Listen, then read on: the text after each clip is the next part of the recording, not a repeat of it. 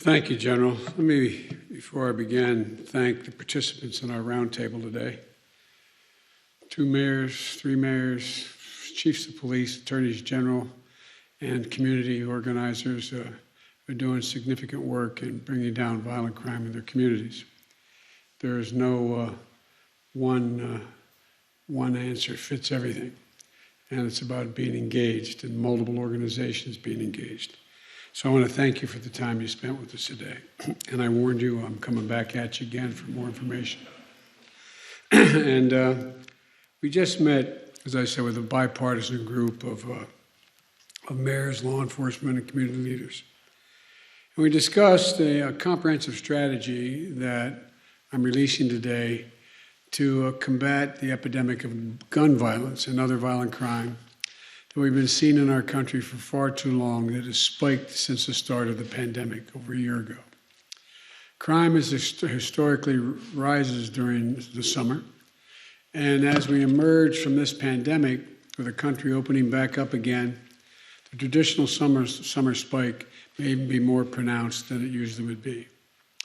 For folks at home, here's what you need to know. I've been at this a long time. And there are things we know that work that reduce gun violence and violent crime, and things that we don't know about. But things we know about, background checks for purchasing a firearm are important. Ban on assault weapons and high-capacity magazines. No one needs to have a weapon that can fire over 30, 40, 50, even up to 100 rounds, unless you think the deer are wearing Kevlar vests or something. Community policing and programs that keep neighborhoods safe and keep folks out of trouble. These efforts work, they save lives. But over time, these policies were gutted or woefully underfunded. In our conversation today, we talked about our strategy to supercharge what works while we continue to push the Congress to act on sensible gun violence legislation. First, we discussed cracking down, as you heard from the Attorney General, on rogue gun dealers. We know that if there is a strict enforcement of background checks, then fewer guns get into the hands of criminals. Background checks have thus far kept more than 3 million guns out of the hands of felons, convicted felons, fugitive, domestic abusers, and others prohibited from being able to purchase a gun. And there's still too many loopholes in that system. And today, enough rogue gun dealers feel like they can get away with selling guns to people who aren't legally allowed to own them. And I might add, the Second Amendment from the day it was passed limited the type of people who could own a gun and what type of weapon you could own. You couldn't buy a cannon. Those who say the blood of patriots, and all the stuff about how we're going to have to move against the government. Well, the tree of liberty is not water with the blood of patriots. What's happened is that there never been, if you want to think you need to have weapons to take on the government, you need F-15s and maybe some nuclear weapons. The point is that there's always been the ability to rationally limit the type of weapon that can be owned and who can own it. The last time we had data on this issue of who was purchasing guns was more than 20 years ago. 5% of gun dealers, turns out, in the study we did, showed that 90% of illegal guns were found at the crime scenes sold by 5% of gun dealers. 5% sold 90% of the guns found at crime scenes. And these merchants of death are breaking the law for profit. They're selling guns that are killing innocent people. It's wrong, it's unacceptable. As the Attorney General said, we're going to crack down on those gun dealers and the violent criminals they knowingly arm. In April, I announced that the Justice Department is going to be issuing an annual report on gun trafficking so we can update that data. Today, the department is announcing, as I just did, a major crackdown on stem the flow of guns used to commit violent crimes. It's zero tolerance for gun dealers who willfully violate key existing laws and regulations. Let me repeat, zero tolerance. If you willfully sell a gun to someone who's prohibited from possessing it, if you willfully fail to run a background check, if you willfully falsify a record, if you willfully fail to cooperate with the tracing requests or inspections, my message to you is this: we'll find you. and we will seek your license to sell guns.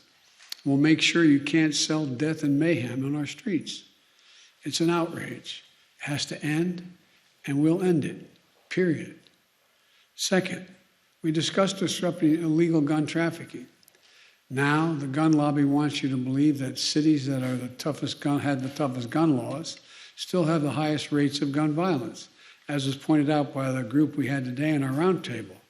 The violence is, so they argue, why do you need those gun laws if they don't work in cities that have tough laws? Don't believe it. Here's the truth. Today's conversation with Mayor Scott of Baltimore, for example, echoed what we know to be the case and hear from mayors all across the country. Mayors have the power to help shape and enforce the laws in their cities, but they can't control the laws in neighboring cities and states, even though the gun legally bought there often ends up in their streets.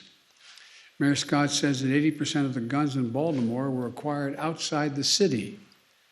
Outside the city. There's little he can do about that. So we have to act. As part of our strategy, the Justice Department is creating 5 new strike forces to crack down on illegal gun trafficking in the corridors supplying weapons to cities like New York, Chicago, Los Angeles, Washington, D.C., and the Bay Area.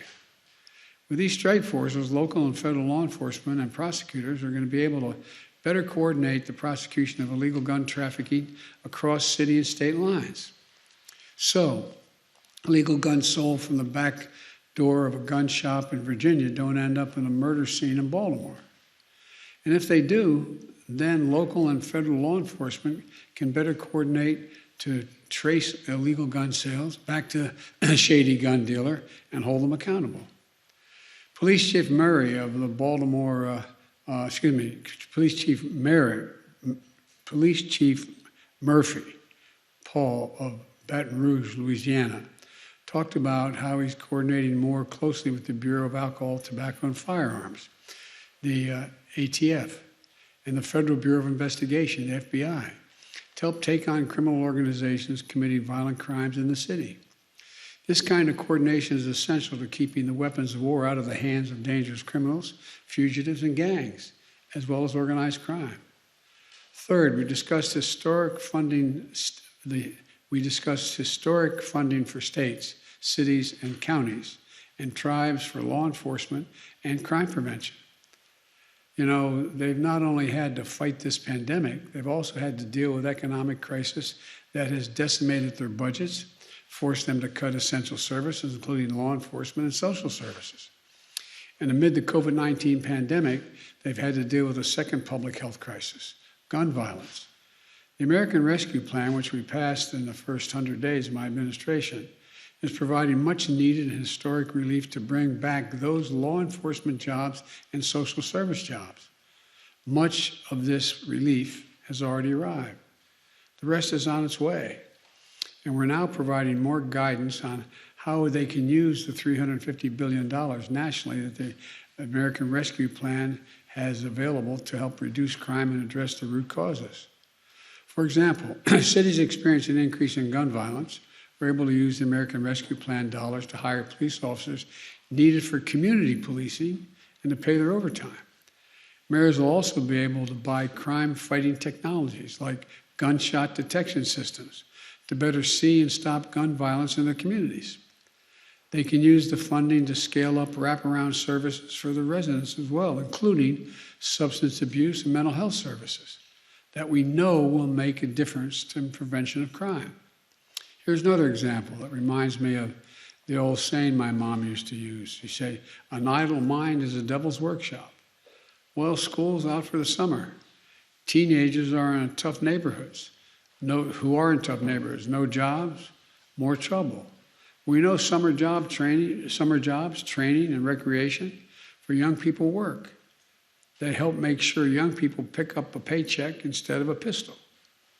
One study found in Boston Summer Jobs Program for Youth reduced violence crimes by 35% in Boston. Another study found that a program that offers high school students in Chicago a good summer job and an adult mentor and behavioral therapy led to a 45% drop in violence. We can invest in more of these programs with the American Rescue Plan. And here's another thing states, cities, counties, and tribes can do with that funding. When someone finishes their time in prison, we can't just continue to give them $25 and a bus ticket. They end up right back where they started and got them in trouble in the first place. Or no option for being able to provide for access to public housing, or for schools, or for mentors to help them find their way, and the stuff that prevents recidivism and helps them integrate into society. That's changing with guidance and we're issuing today. The American Rescue Plan funding can help formerly incarcerated people get skills training, apprenticeships, and work experience so they can gain stability and security and a chance for a better life rather than going back to exactly what they left. Attorney General Greenwald of New Jersey and Mayor Daniela Levine Cava of Miami-Dade talked about their efforts to lift up those kinds of community programs that reduce gun violence, keep communities safe, and make real positive difference in people's lives. And for folks at home, the American Rescue Plan, which is a once-in-a-generation investment to reduce violence in America, is available. I'm proud of it. It means more police officers, more nurses, more counselors, more social workers, more community violence interrupters to help resolve issues before they escalate into crimes. It means we go after the people who flood our streets with guns and the bad actors who decide to use them to further terrorize the communities. It means saving lives, and Congress should in no way take away this funding. It's already been appropriated. In fact, a few weeks ago, the bipartisan United States Conference of Mayors, the National League of Cities, National Association of Counties, they all came out forcefully against efforts to reclaim American Rescue Plan funds that have already been allocated to the states, cities, and counties and tribes. This is not a time to turn our backs on law enforcement or our communities. Fourth, we discussed the need to support community violence intervention. These are local programs that utilize trusted messengers, community members and leaders, to work directly with people who are most likely to commit gun crimes or become victims of gun crimes. We know who they are. They intervene before it's too late, these interrupters. Turn down the temperature, halt the cycle of retaliation, connect people to social services, and it works. Community violence intervention programs have shown a reduction in violence of up to 60% in many places. We heard from two community leaders that do this work. Eddie, thank you for coming from Chicago. You were really, quite frankly, it was impressive, your presentation. And Devon Bogan from Richmond, California. Eddie was formerly incarcerated for gun homicide, and Devon lost his brother to gun violence. And Eddie worked as a violence interrupter. Now he runs a program that provides high-risk men with cognitive behavioral therapy to help them react to the impulses by slowing down rather than following through on the violence. It puts them in paid jobs to change their trajectory. The program has reduced shootings by 40%. Devon runs a program across California and 6 other states that enroll high-risk individuals in peace fellowships, complete with intensive mentoring and social services. It's saving lives. In Sacramento, for example, 91% of the participants stayed away from gun violence. States and cities should invest in American Rescue Plan funds in those kinds of anti-violent crime programs. And today I'm announcing that the White House will be working with 15 jurisdictions that are doing exactly that, from Baltimore to Baton Rouge to Memphis to Minneapolis, to build up their community violence intervention programs starting this summer. And Mayor Steve Allender of Rapid City, South Dakota, a Republican and a former chief of police himself, joined us today and will be part of the effort to help disrupt cycles of crime and violence in his community and nearby tribal communities. We need more mayors to follow, and I'm going to be keep pushing for more of these proven programs. which are part of the American Jobs Plan in my budget. Fifth, and I'll close with this, we talked about the lives we lost have already been lost and the lives that we can save. We talked about how much pain and loss so many people have experienced and so many people have now accepted as their fate here in America. We have an opportunity to come together now as Democrats and Republicans, as fellow Americans, to fulfill the first responsibility of government on our democracy, to keep each other safe. Enough. That means Congress passing sensible gun prevention, violence prevention initiatives makes sense. Background checks, ban on assault weapons, repeal of the liability shield for gun manufacturers. It means the Senate reauthorizing the Violence Against Women Act, my proudest legislative accomplishment, to close the so-called boyfriend loophole. It's boyfriend and stalking loophole to keep guns out of the hands of abusers. We added the provision saying if you have a stay-away order, you are stalking someone and you're told that has to stop, you can't own a weapon. Every single month, an average of 57 women are shot and killed by an intimate partner. We can help stop that. It means confirming my outstanding nominee to lead the the ATF, David Chipman. It's been without a leader for a while. The top job has been unconfirmed for much too long. A career and distinguished ATF official for 25 years, David is eminently qualified for the job that we desperately need to fill. As Vice President, I pushed hard to lift the freeze on gun violence research at the Center for Disease Control, the CDC. Guess what?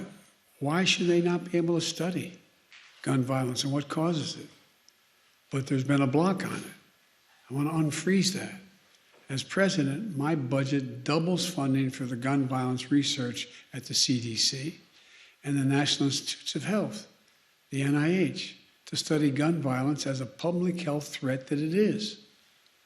And while we keep pushing there, Vice President Harris and I also, and our entire administration, will continue taking action where we can. Let's stop the proliferation of ghost guns, as we announced back in April with the Attorney General. We need to support the development of smart gun technologies. This doesn't affect responsible gun owners or Second Amendment rights. It helps keep guns out of the hands of people who shouldn't have them in the first place, from a child who accidentally picks it up to a burglar or a violent criminal trying to steal it and use it. We need to keep building on the gun violence and crime prevention strategy we're laying out today. Folks, this shouldn't be a red or blue issue. It's an American issue. We're not changing the Constitution. We're enforcing it, being reasonable. We're taking on the bad actors doing bad and dangerous things in our communities and to our country. Talk to most responsible gun owners and hunters. They'll tell you there's no possible justification for having 100 rounds in a magazine of a gun. Like I've said before, what do you think? The deer wearing Kevlar vest? Responsible gun owners will tell you that there are too many people today who are able to buy a gun but shouldn't be able to buy a gun. And these kinds of reasonable reforms have overwhelming support from American people, including gun owners. The bottom line is this. Let's show the world and show ourselves that democracy works, that we can come together as one nation. We can do this and save lives. So thank you. God bless you all, and may God protect our troops. And again, I thank you all for participating. But the bad news for you all is I'm coming back. I need your continued help. So thank you very, very much. In general, thank you. Mr. President, are you still holding out hope that Congress can pass another assault weapons ban? I never give up hope. How do you feel about the bipartisan infrastructure deal that's been released? I'll tell you that when I get the final numbers tonight. Mr. President, what do you feel is the most effective thing that government can do to change the mindset of those who feel compelled to pull the triggers of these guns? By being engaged in a whole range of programs we talked today, everything from mental health programs to engaging people early on and letting them know there's other options. Making sure that when a child is young, they have access to real education. They get started off on the right foot. Making sure that when someone gets out of prison, they're not denied public housing. They don't have to go back under the bridge where they're living before, that they're able to get help for health care, et cetera. And re-engaging them in the neighborhood, giving them some hope, some opportunity. And in the meantime, making sure that those folks who are taking advantage of them by taking advantage of their situation are in fact held accountable. Thank you all so much. How much of a